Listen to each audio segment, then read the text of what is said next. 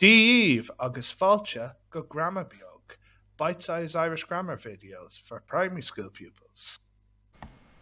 So, in the previous video, we looked at the types of numbers. So we did our usual counting numbers, our units, a hain, a doe, a tree, a cahar, a cuig, a shay, a shot, a hocht, a knee, a de.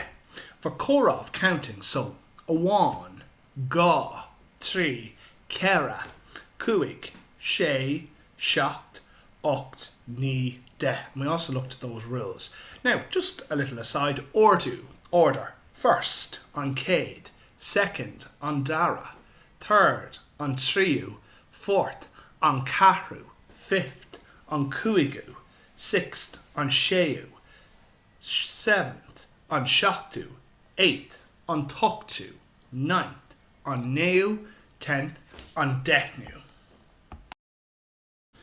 Now, counting people is a bit different. So, one person, Dinna Awan.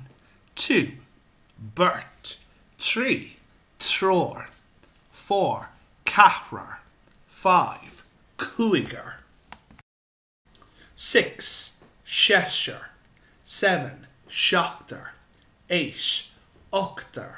Nine, Nanor. 10, Dehnor.